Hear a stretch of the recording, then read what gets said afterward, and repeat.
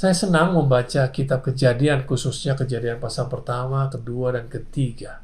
Kenapa? Karena di sana saya mendapatkan gambaran yang jelas tentang rencana awal atau yang disebut dengan the original plan sebelum dosa masuk ke dalam hidup manusia.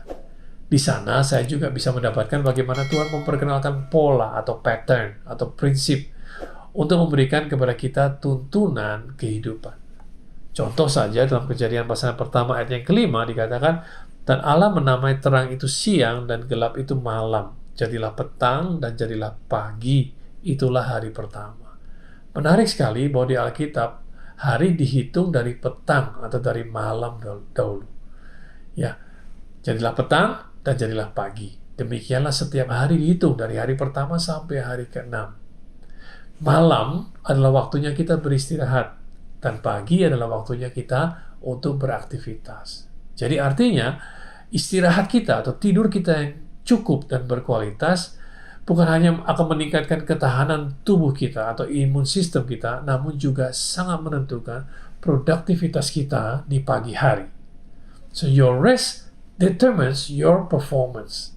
Ya, istirahat kita menentukan performance atau produktivitas kita di pagi hari. Kejadian 1 ayat ke-26 umpamanya, saya juga dapati bahwa Tuhan mempunyai rencana atas manusia sebelum manusia Tuhan ciptakan. Jadi rencana Tuhan sudah jadi sebelum kita ada, sebelum kita dilahirkan. Kemudian di ayat berikutnya dikatakan Tuhan memberkati manusia untuk kemudian dapat berbuah banyak dan menjalankan rencananya. Dan juga Tuhan yang memberitahukan rencananya kepada manusia. Nah, hari ini saya diminta untuk bicara mengenai stewardship. Apa itu stewardship? Dalam terjemahan bahasa Indonesia, penata layanan. Stewardship adalah tugas dan tanggung jawab untuk mengelola dan memelihara serta mengawasi milik orang lain. Saya ulangi sekali lagi, stewardship adalah tugas dan tanggung jawab untuk mengelola dan memelihara serta mengawasi milik orang lain.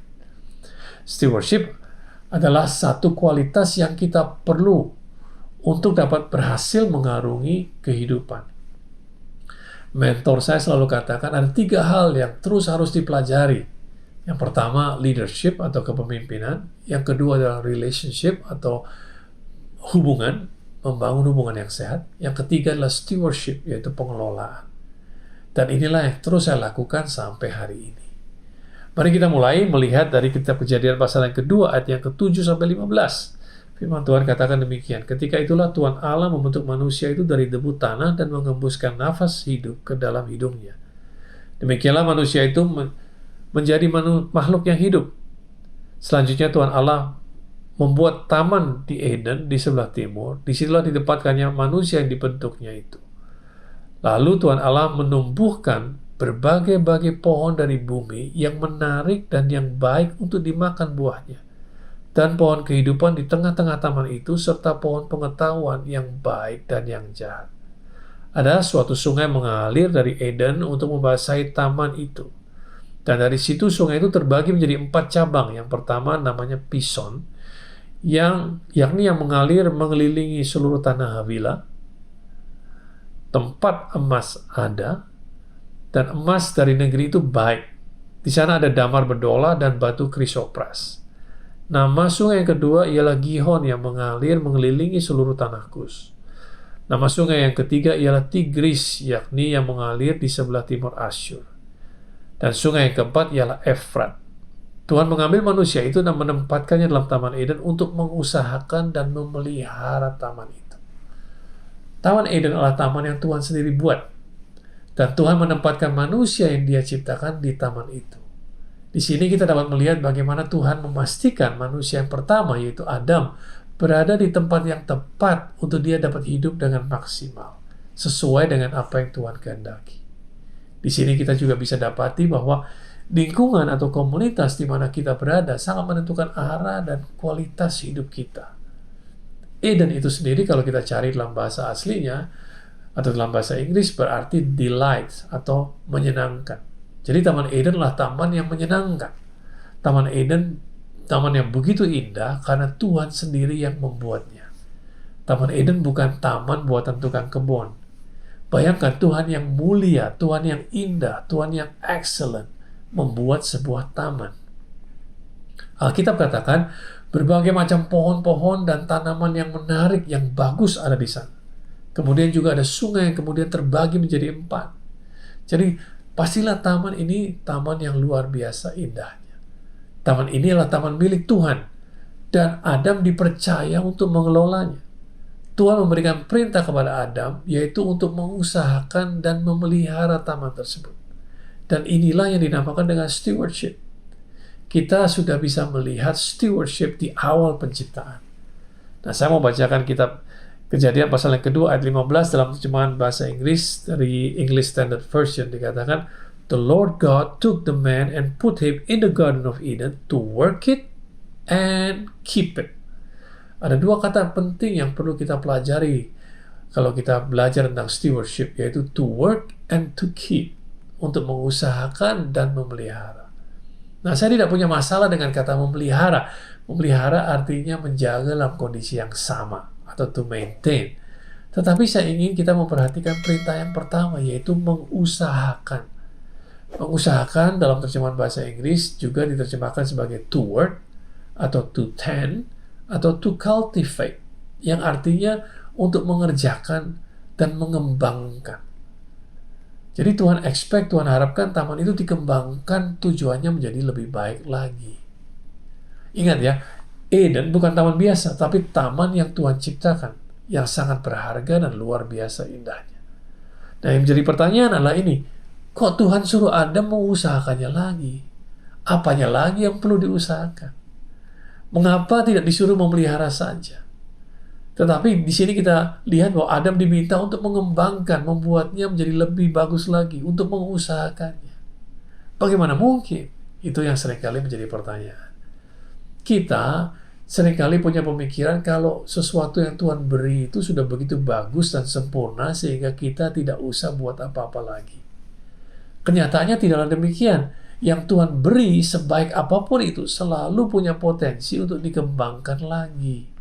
Kata mengusahakan di sini menunjukkan bahwa Taman Eden tersebut punya potensi untuk dikembangkan menjadi lebih bagus lagi.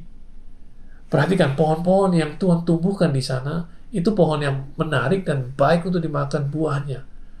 Dan ingat, dalam setiap buah ada bijinya. Berarti semua pohon-pohon di sana punya potensi untuk dikembangkan.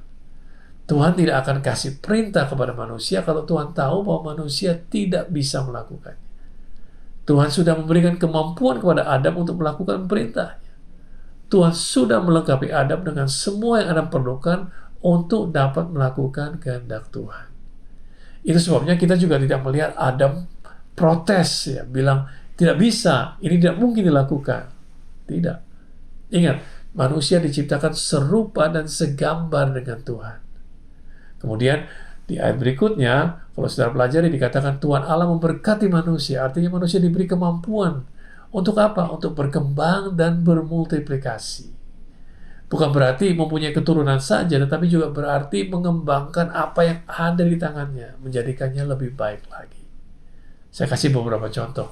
Kalau kalian pernah hadir dalam sebuah acara peluncuran produk, ya, atau yang disebut dengan product launching, maka kalian kemungkinan besar akan mendengarkan pernyataan dari perusahaan yang meluncurkan produk tersebut bahwa inilah produk yang terbaik yang pernah mereka buat. Tetapi kalau kalian punya kesempatan di tahun depannya hadir lagi di acara peluncuran produk mereka, seri yang terbaru, kalian pasti akan dengar mereka berkata lagi, inilah produk yang terbaik yang pernah kami buat. Loh, katanya seri yang sebelumnya produk yang terbaik. Nah, sekarang dibilang ini seri yang terbaru, produk yang paling baik. Sebenarnya yang mana yang benar? Bohongkah mereka? Sama sekali tidak. Karena pada dasarnya itulah kemampuan yang Tuhan berikan kepada manusia untuk selalu bisa menghasilkan yang lebih baik lagi dari yang sebelumnya jika diberi kesempatan, waktu yang cukup, dan mau memfokuskan semua energi serta pemikirannya ke sana. Saya teringat setiap kali kita selesai mengadakan live recording, kita bilang bahwa inilah yang paling baik yang pernah kita lakukan. Tetapi kenyataannya di tahun berikutnya, pada saat kita punya kesempatan lagi untuk membuat live recording lagi, maka kita katakan inilah yang paling baik yang pernah kita lakukan. Yang mana yang betul? Dua-duanya betul. Karena selalu kita punya kemampuan untuk membuat sesuatu lebih baik lagi. Kita berjalan dari satu kemuliaan kepada kemuliaan berikutnya. Demikianlah kata firman Tuhan.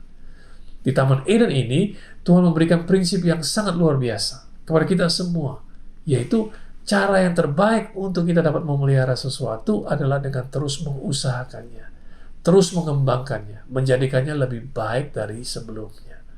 The best way to keep something is to work it. The best way to keep something is to work it. Cara yang terbaik untuk memelihara pernikahan kita umpamanya, yaitu dengan terus mengusahakannya, mengembangkannya, membuatnya menjadi lebih baik lagi. Cara yang terbaik untuk memelihara kesehatan kita, bagaimana? Adalah dengan working out atau berolahraga. Cara yang terbaik untuk memelihara pekerjaan kita, bagaimana caranya? Dengan terus memberikan yang terbaik. Jadi, demikianlah kita akan sanggup untuk memelihara. Dan itulah stewardship yang sebenarnya. Sebab kalau kita hanya memelihara saja, maka kita tidak menghargai potensi yang ada dalam setiap pemberian Tuhan. Kita menyia-nyiakan kepercayaan yang Tuhan berikan kepada kita. Mari kita mau lihat cerita yang saya rasa kita semua kenal, yaitu dari Matius pasal yang ke-25 ayat 14-30. Yesus katakan demikian, sebab hal kerajaan surga sama seperti orang yang mau berpergian ke luar negeri, yang memanggil hamba-hambanya dan mempercayakan hartanya kepada mereka. Yang seorang diberikannya 5 talenta, yang seorang lagi 2, dan yang seorang lagi 1, masing-masing menurut kesanggupannya. Lalu ia berangkat. Segera pergilah hamba yang menerima 5 talenta itu, ia menjalankan uang itu, lalu beroleh laba 5 talenta. Hamba yang menerima 2 talenta itu pun berbuat demikian juga dan berlaba 2 talenta. Tetapi hamba yang menerima 1 talenta itu pergi dan menggali lubang di dalam tanah itu, lalu menyembunyikan uang tuannya. Lama sesudah itu pulanglah tuan hamba-hamba itu untuk lalu mengadakan perhitungan dengan mereka. Hamba yang menerima 5 talenta itu datang dan ia membawa laba 5 talenta. Katanya, Tuan, 5 talenta Tuhan percayakan kepadaku. Lihat, aku telah beroleh laba 5 talenta. Maka kata tuannya itu kepadanya, baik sekali perbuatanmu itu, hai hambaku yang baik dan setia. Kau telah setia dalam perkara kecil, aku akan memberikan kepadamu tanggung jawab dalam perkara yang besar. Masuklah dan turutlah ke dalam kebahagiaan Tuanmu. Lalu datanglah hamba yang menerima 2 talenta itu, katanya, Tuan, 2 talenta Tuhan percayakan kepadaku. Lihat, aku telah beroleh laba 2 talenta. Maka kata tuannya itu kepadanya, baik sekali perbuatanmu itu, hai hambaku yang baik dan setia. Kau telah memikul tanggung jawab dalam perkara kecil, aku akan memberikan kepadamu tanggung jawab dalam perkara yang besar. Masuklah dan turutlah ke dalam kebahagiaan Tuanmu. Kini datanglah juga hamba yang menerima 1 talenta itu, dan berkata, Tuan, aku tahu bahwa Tuhan adalah manusia yang kejam, yang menuai di tempat di mana Tuhan tidak menabur, dan memungut dari tempat di mana Tuhan tidak menanam. Karena itu aku takut dan pergi menyembunyikan talenta Tuhan itu di dalam tanah. Inilah, terimalah punyaan Tuhan. Maka jawabnya itu, hai kamu hamba yang jahat dan malas. Jadi kamu sudah tahu bahwa aku menuai di tempat di mana aku tidak menabur dan memungut dari tempat di mana aku tidak menanam. Karena itu sudah seharusnya uangku itu kau berikan kepada orang yang menjalankan uang, lalu supaya sekembalinya aku menerimanya serta dengan bunganya. Sebab itu ambillah talenta itu daripadanya dan berikanlah kepada orang yang mempunyai 10 talenta itu. Karena setiap orang yang mempunyai kepadanya akan diberi sehingga ia berkelimpahan. Tetapi siapa yang tidak mempunyai, apapun juga yang ada padanya akan diambil daripadanya. Dan campakkanlah hamba yang tidak berguna itu ke dalam kegelapan yang paling gelap, di sanalah akan terdapat ratap dan kertak gigi. Dapatkah kalian melihat prinsip yang sama yang kita pelajari tadi? The best way to keep something is to work it. Ya, karena di sini kita juga mendapatkan cerita tentang stewardship. Ada 3 orang hamba yang dipercayakan talenta dengan jumlah yang berbeda oleh tuan mereka sesuai dengan kapasitas mereka masing-masing. Talenta itu bukan milik mereka, tetapi kepada mereka dipercaya untuk mengelolanya. Hamba yang dipercayakan 5 talenta dan yang dipercayakan 2 talenta menjalankan dan mengembangkannya. Put it to work. Sehingga beroleh laba 5 talenta dan 2 talenta. Sedangkan hamba yang dipercaya 1 talenta hanya memelihara saja, menyimpannya, dan tidak mengusahakannya. Dia menyia-nyiakan potensinya. Dan akhirnya apa yang terjadi? Yang dia punya diambil dan diberikan kepada hamba yang awalnya diberi 5. Jadi sekarang hamba tersebut mengelola 11 talenta. Di sini kita dapatkan kebenaran lain. Apa itu? Yaitu kita akan kehilangan apa yang tidak dapat kita kelola. We will lose what we cannot manage. Kita akan kehilangan apa yang tidak bisa kita kelola. Dan ini juga berlaku dalam berbagai area kehidupan kita. Contohnya, kita akan kehilangan kesehatan kalau kita tidak dapat mengelola kesehatan kita dengan baik. Kita akan kehilangan sumber daya kalau kita tidak bisa mengelola sumber daya yang ada di tangan kita dengan baik. Kita akan kehilangan kebahagiaan rumah tangga. Kita akan kehilangan pengaruh. Kita akan kehilangan bisnis. Kita akan kehilangan pekerjaan. Kita akan kehilangan uang. Kita akan kehilangan waktu. Kita akan kehilangan persahabatan. Bahkan kita akan kehilangan jemaat kalau kita tidak dapat mengelola apa yang ada, yang dipercayakan kepada kita dengan baik. Dari perumpamaan ini kita juga dapat pengertian bahwa yang dimaksud Tuhan dengan setia itu apa. Sebab setia yang Tuhan maksud tidak sama dengan setia yang kebanyakan dimaksud oleh orang. Saya seringkali mendengarkan orang berkata, "Oh, dia ini orang yang setia, dari dulu selalu hadir, dan selalu dulunya di sini, dan tidak pernah absen. Setiap minggu ada di sini." Nah, setia yang Tuhan maksud bukan berarti pasif atau diam saja, atau tidak pernah absen, atau selalu hadir, dan tidak pernah menghilang. Bukan itu. Tetapi setia yang Tuhan maksud ialah aktif, produktif, menghasilkan buah, mengakibatkan pertumbuhan, dan terjadi peningkatan. Jadi sebelum kita minta lebih dari Tuhan, atau berdoa minta pertumbuhan atau pertambahan dari Tuhan, kita seharusnya belajar untuk setia lebih dahulu, mengelola dengan baik apa yang sudah ada di tangan kita. Belajar setia dengan hal yang kecil lebih dahulu, agar kita dapat dipercayakan hal yang lebih besar. Karena apa? Karena Lukas pasal yang ke-12 ayat 48b katakan, setiap orang yang kepadanya banyak diberi, daripadanya akan banyak dituntut. Dan kepada siapa yang banyak dipercayakan, daripadanya akan lebih banyak lagi dituntut. Jadi semakin banyak diberi, semakin besar pula tanggung jawab yang dipikul. Orang yang baik dalam stewardship adalah orang yang sadar bahwa yang ada di tangannya itu bukan miliknya, tetapi milik Tuhan. Dan dia dipercaya Tuhan untuk mengelolanya. Mazmur 24 ayat yang pertama katakan, Tuhanlah yang empunya bumi serta segala isinya, dan dunia serta yang diam di dalamnya. Dunia serta semua yang ada di dalamnya adalah milik Tuhan. Berarti rumah kita bukan milik kita, tetapi miliknya Tuhan. Harta termasuk uang kita bukan milik kita, tetapi miliknya Tuhan. Kita disuruh mengelolanya. Tubuh kita juga bukan milik kita, tetapi miliknya Tuhan. Anak-anak kita adalah titipan Tuhan dalam hidup kita. Gereja kita bukan milik kita, tapi milik Tuhan. Jadi sekarang, siapa yang punya bisnis Anda? Punya Tuhan atau punyamu sendiri? Stewardship pada dasarnya bicara tentang kepercayaan. Kepercayaan yang diberikan oleh si pemilik, dalam hal ini Tuhan, kepada pengelola, yaitu kita. Selama kita diberi kesempatan untuk mengelolanya, kita harus melakukannya dengan sebaik mungkin.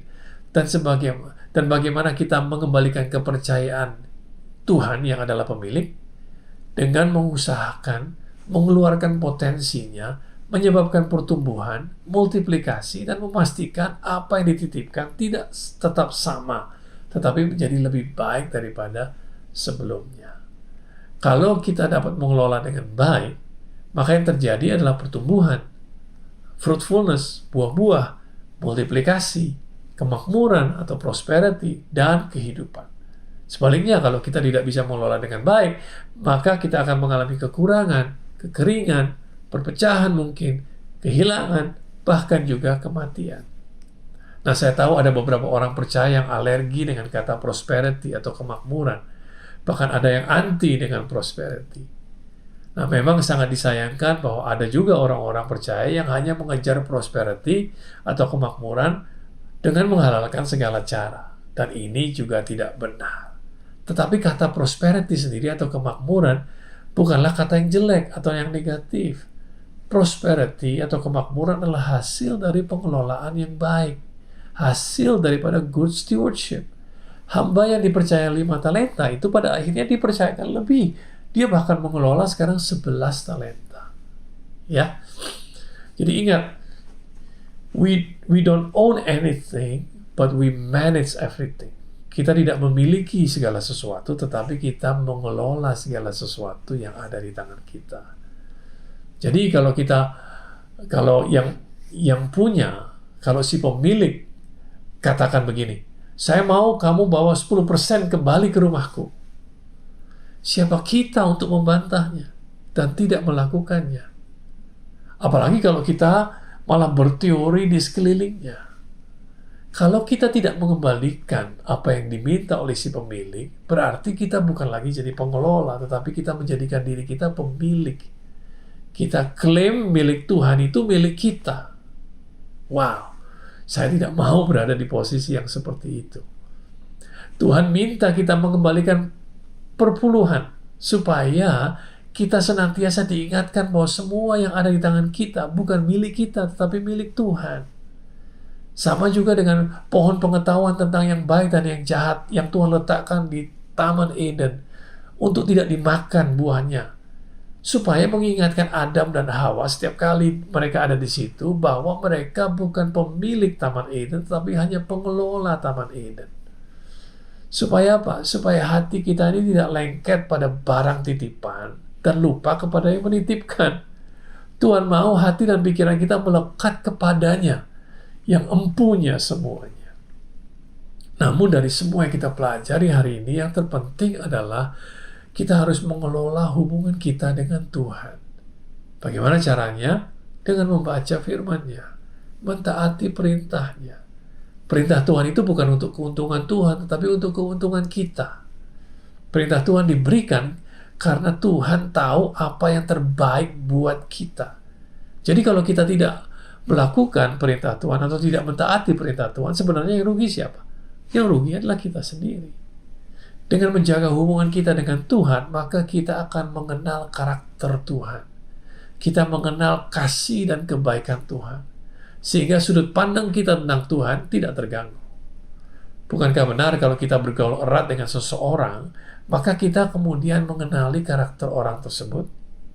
Nah, hamba yang diberikan 1 talenta ini tidak mempunyai sudut pandang atau perspektif yang benar tentang tuannya. Menurut dia, tuannya itu kejam. Berarti dia tidak mengenal karakter tuannya dengan baik. Karena 2 hamba yang lain tidak mengatakan tuannya kejam. Nah, kalau ada yang diinginkan oleh iblis atau si jahat adalah agar kita ini kehilangan sudut pandang yang benar tentang Tuhan kita.